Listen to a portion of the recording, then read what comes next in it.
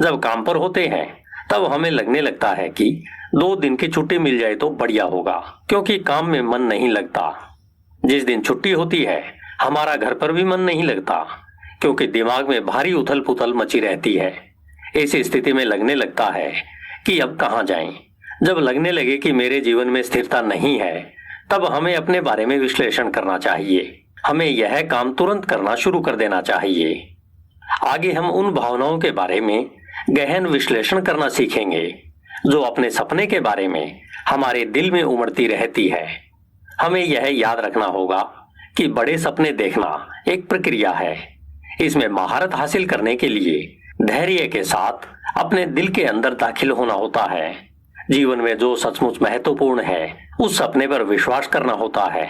भगवान ने हमें इस धरती पर किसी खास उद्देश्य के लिए भेजा है जिसकी हमें खोज करनी है। जब हम इसे खोज लेंगे तब हमें वह मिलेगा जिसकी हमने केवल इच्छा ही नहीं की बल्कि चाहत की है, जिसे दिल की गहराइयों से चाहा है, जिसके सपने देखे हैं, जिसे सोचने भर से ही हम रोमांचित हो उठते हैं, मन मचलने लगता है। अपने सपनों का ब्लूप्रिंट तैयार करें। अब एक डायरी लीजिए और कहीं एकांत व शांत स्थान पर चले जाएं। यह आपके घर का अलग कमरा, खेत, बगीचा या कोई दूसरा स्थान भी हो सकता है जहां आपको कोई परेशान न कर सके। अपने परिवार के सभी सदस्यों को कह दीजिए कि जितना समय आपने तय किया है उतने समय तक कोई भी आपको परेशान न करे। इस प्रक्रिया में कोई व्यवधान न आए, इसलिए अपना फोन भी बंद कर सकते हैं। आप इस प्रक्रिया के लिए दिन का कोई भी 1 घंटा या पूरा 1 दिन या ज्यादा से ज्यादा 1 सप्ताह भी चुन सकते हैं, क्योंकि हम अपने जीवन की ठोस नींव बनाने जा रहे हैं। हम अपने जीवन पर गहन अध्ययन करने जा रहे हैं। इसके बाद हम वह पुराने इंसान नहीं रहने वाले हैं, हम पूरी तरह से बदलने वाले हैं। हम अनंत प्रज्ञा के साथ जुड़कर वह सब जानने वाले हैं जो हम जीवन में पाना चाहते हैं, और वह छोड़ने वाले हैं जिससे हमारा जीवन बोझिल हो गया है।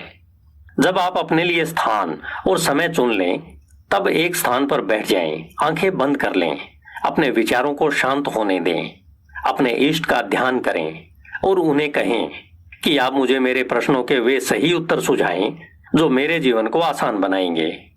मैं जो चाहता हूं उसे मेरे सामने प्रकट करें ताकि मैं स्पष्ट रूप से देख सकूं कि मुझे क्या चाहिए। आप शुरुआत में कम समय अपनी आंखें बंद रख पाएंगे। लगातार अभ्यास से आप प्रार्थना के इस समय को बढ़ा लेंगे। इस विचार प्रक्रिया के दौरान अपने बीते समय के बारे में सोचें। अपने उन लक्ष्यों को याद कीजिए जिन्हें आपने कभी बनाया था।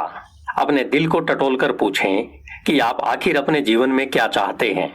अपने दिमाग को खुलकर सोचने दें, घबराएं नहीं और न ही विचलित हों। निडरता से अपनी कल्पना को काम करने दीजिए। कई बार आपको ऐसे विचार मन में आएंगे जिन्हें आप पहली बार महसूस कर रहे होंगे। बस उन्हें महसूस कीजिए। जब आप आंखें खोलेंगे तो आपको एक अजीब से आश्चर्य का अनुभव होगा, एक खुशी महसूस होगी। उसे महसूस कीजिए। आपके दिमाग में आने वाली हर उस चीज की डायरी में एक सूची बना लें जिसे आपने बंद आंखों से देखा था, जैसे कोई कोर्स करना, अपने व अपने परिवार के लिए घर, गाड़ी, जमीन, जायदाद, संसार की सैर पर जाना, रुपया, पैसा, कर्ज से मुक्ति या कुछ भी जो आपके दिमाग में इस समय आ रहा हो। याद कीजिए आपने अपने इष्ट से प्रार्थना करते समय और क्या क्या कल्पना की थी। जैसे हो सकता है कि आपके मन में आया होगा कि मुझे फेसबुक कंपनी खरीदनी है, तो इसे अपनी डायरी में सूची में लिख लें। हर सपने के बाद 5 खाली लाइन छोड़कर दूसरा सपना लिखें। इस लिस्ट को बनाते समय आप जज न बनिए कि यह होगा या नहीं। जज करने का काम आपका नहीं है। इसे हम बाद में देख लेंगे कि फेसबुक को खरीदने के लिए मार्क जुकरबर्ग को कैसे राजी करना है। बिना यह विचार किए कि यह पूरा होगा या नहीं, बस अपने छोटे से छोटे व बड़े से बड़े सपने को सूची में लिखिए। इस लिस्ट में आपको 200 से ज्यादा बड़े से बड़े और छोटे से छोटे सपनों को लिखना है। अगर सूची छोटी है तो फिर दोबारा प्रार्थना में जाइए, फिर कल्पना कीजिए और फिर लिखिए। इस प्रक्रिया को तब तक जारी रखें जब तक आप 200 से ज्यादा सपनों को लिख न लें। सपनों को लिखते समय बिल्कुल बच्चे बनिए, जिसे हर वह चीज चाहिए जिसके बारे में वह सुनता, देखता और सोचता है। इन सपनों की सूची से आपने अपने इस प्रश्न का उत्तर पा लिया है कि हमें क्या चाहिए। अब अगला कदम यह जानना है कि हमें यह सब क्यों चाहिए, मैं इसे क्यों चाहता हूं। हमारी सपनों की सूची तैयार है। सूची वाले पेज को खोलिए और सबसे पहले 1 नंबर वाले सपने के लिए अपने आप से पूछें कि मुझे यह सपना क्यों पूरा करना है।